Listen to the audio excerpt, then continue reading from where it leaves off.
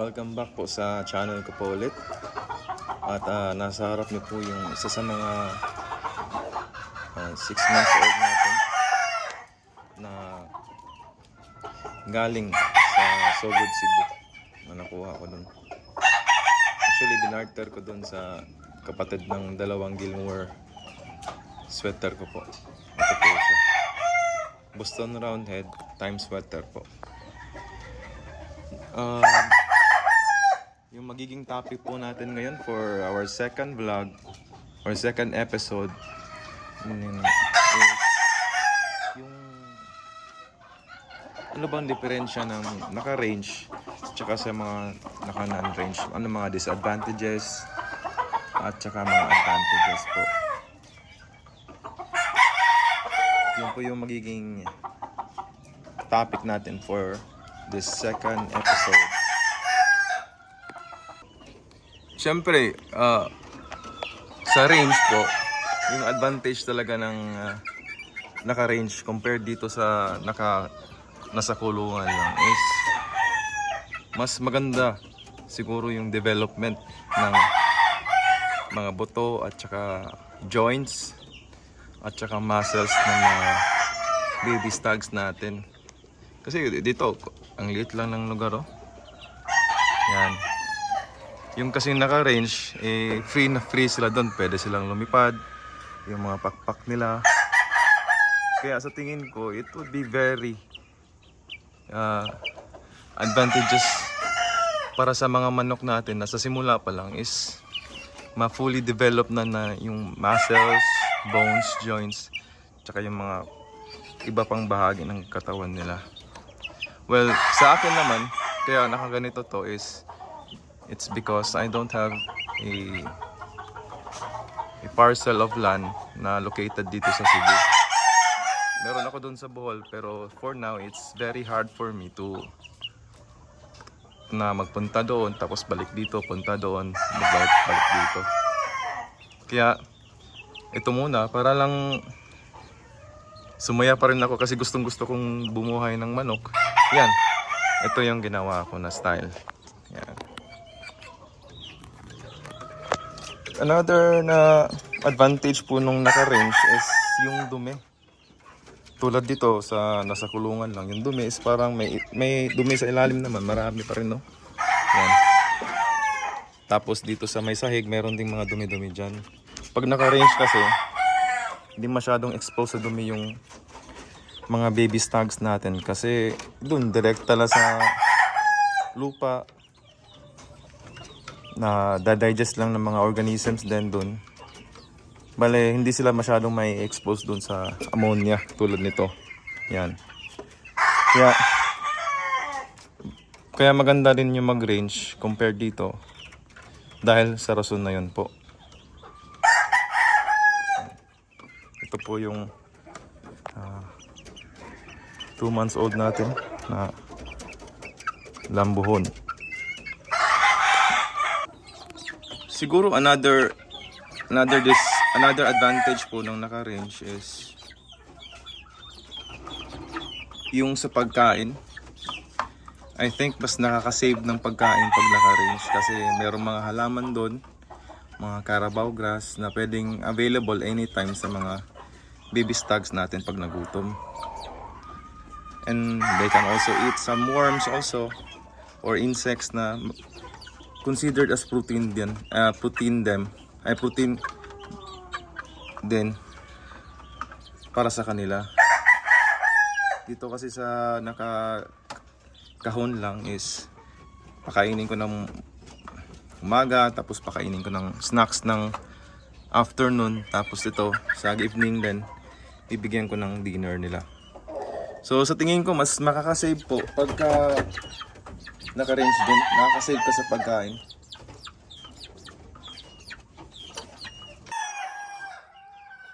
Siguro mas maganda pa rin mag-range kasi mas para sa akin mas fulfilling kasi tingnan na ayun, tumatakbo, ang dami nilang kumakain, lumilipad, pagka napapakain ka, nag-aagawan na ng pagkain, nakapila sila. Pag gusto mo na magpakain, lalapitan ka na nila. Kaya yun, tingin ko mas maganda pa rin yung naka-range din. Yun yung advantage din na naka-range. Mas fulfilling siya tingnan. At parang as an owner ng mga may-ari ng mga chicken, as the manager ng mga chicken o owner, parang sarap sa pakiramdam na nakikita mo silang nagtatakbuhan dyan, malapit sa'yo pag nagpapakain ka na. At siguro compare dito, nakikita mo na pa rin yung manok nakapila ganito, pero tingin ko another advantage is yun, mas fulfilling tingnan pag naka-range yung mga baby stags natin. Punta naman tayo sa mga advantages po na ito lang po yung isang mga opinion ko po lamang. At maaari din po kayo mag-comment at magbigay ng mga sarili nyong mga paningin at saka opinion po regarding sa ranging tsaka sa hindi pagre-range ng mga baby stags natin. So, unang advantage ng nakakulong lang is nakakakain ng tamang dami ng pagkain yung mga baby stags. So, kunwari, nagbibigay ka ng 30 grams. 30 grams is mauubos yun ng sisiyo o ng baby stag mo. Doon kasi sa range, nag-aagawan na yan. Nag-aagawan na yun ng pagkain. So, merong mga baby stags na medyo mabilis lumaki dahil nakakaraming kumain. Tapos yung iba naman na medyo mahina or medyo mabagal kumain, medyo na di-delay konti. So, yun po yung unang advantage po na nakikita ko pag nakakulong.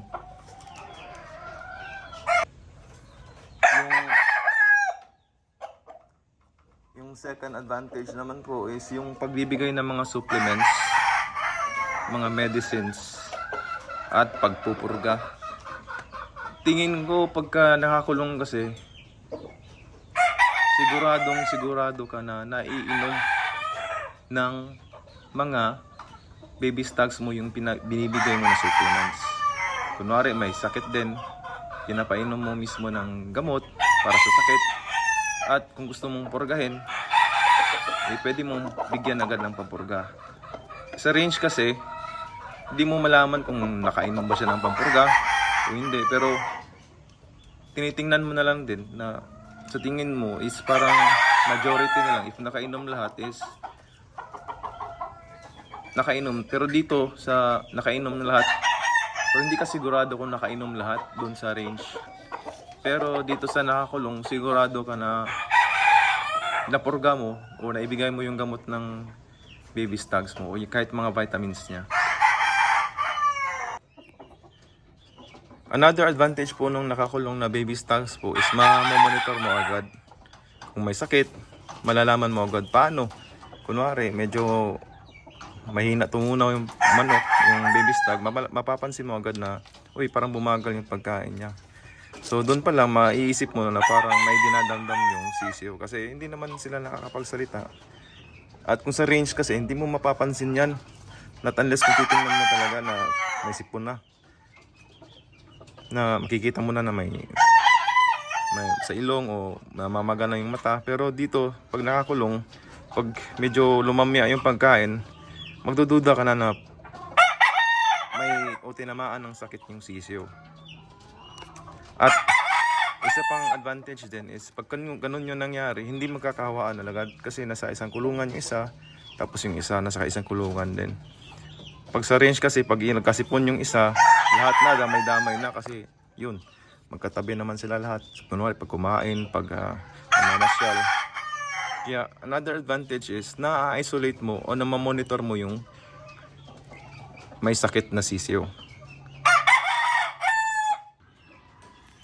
Another advantage ko siguro, pero depende na to sa paano mo inalagaan yung mga sisiyo mo is, or yung mga baby stags is yung number of casualties. Dito kasi sa naka-range, hindi mo ba kasi mapapansin yan na ilan yung may sakit, hindi mo mabibilang ba? Tapos kung ilan yung kinain ng aso, kinain ng pusa, o tinira ng mga ahas o kahit ano pa mga predators dyan.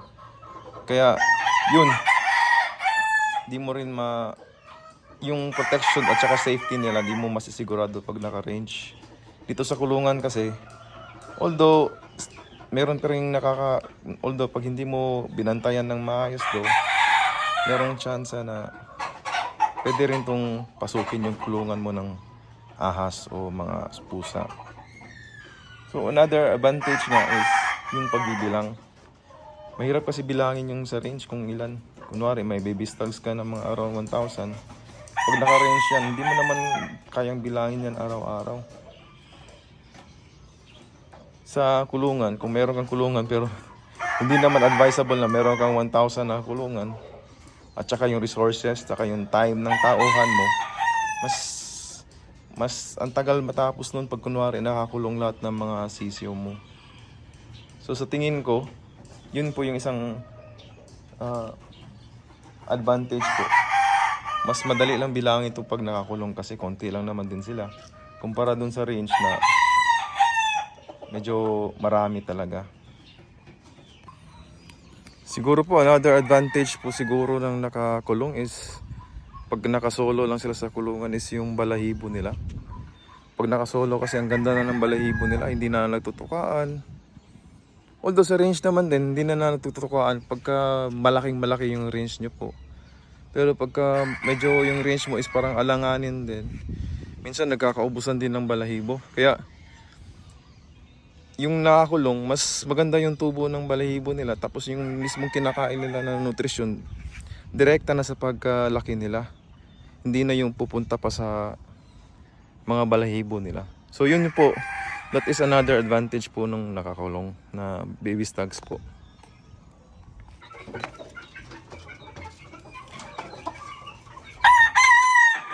So syempre, kung ako naman yung mapipiliin, mas gusto ko pa rin kung may lugar ako, mas gusto ko i-range yung mga baby stags ko. Kasi yun, tingin ko lang mas angat kasi pagka-develop yung muscles, bones ng mga baby stag mo. Pero tingin ko hindi naman yan kakulangan din pagka nakakulong lang sila. Pwede mo namang i-develop yun mga around 6 to 7 months, 8 months dun. Kunwari dito sa may flying pen, pwede mo namang i-develop yun, i-spar mo din.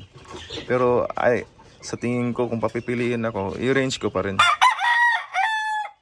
Although marami naman ding advantages din yung paglalagay sa kulungan, mas maganda pa rin yung range, mas less hassle siya. Pag nasa kulungan kasi yun, medyo dapat naka one-on-one yun. Bigay patuka, tapos painom ka. Pag naka-range kasi isang patuka lang para sa lahat na. Mas madali yun para sa mga tao mo kung meron kang tao.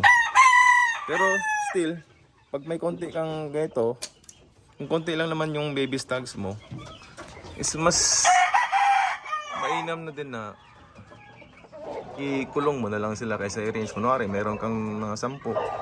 Tingin ko, mas maganda na ikulong mo na lang kaysa i-range mo.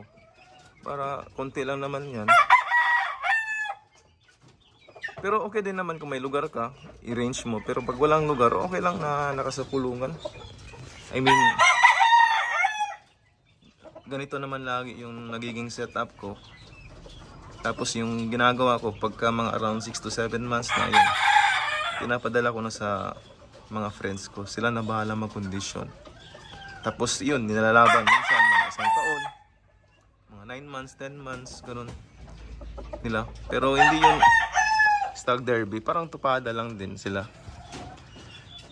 Ngayon, if you'll ask me regarding if pwede ba yung nakakulong na sisi o baby stag lang, tapos ilalaban mo sa stag derbies na malalaki, yun medyo hindi yata ako yung tamang taong magsasagot nun. Pero kung sa opinion ko lang, mas maganda po na naka-range yung mga baby stags mo paglalaban ka sa malalaking derbies. Kasi tingin ko lugi ka kasi parang sa tingin ko mas mature yung mga nasa range din kumpara sa nakakulong. Pero yun, wala talaga, hindi natin masabi yung sasabong kasi minsan may buenas din yan. Pero sa tingin ko mas maganda na naka-range talaga siya. So yun po. Yun mong mga binigay ko po is mga opinion ko po lamang. At yung mga na-observe ko based from my own experiences. At if ever meron po kayong mas maidagdag o mai-share, pwede nyo rin i-comment sa baba kung ano yung gusto nyong i-comment. Kasi, gusto ko rin matuto. And hindi naman na po ako nagtuturo dito sa vlog ko. Nagbibigay lang po ako ng opinion. At baka ma-misinterpret nyo na nagmamagaling ako, tapos hindi pa naman ako sumasali, ganun. So ayun, mga viewers ko po, sana pagka nakita nyo po yung video na to at meron po kayong may dadagdag na advantages or disadvantages, I am very much willing to read and listen sa inyo po. Magandang humahapon po sa inyong lahat at ingat po tayo. At I hope that all your stags and game calls will be healthy always. Salamat po.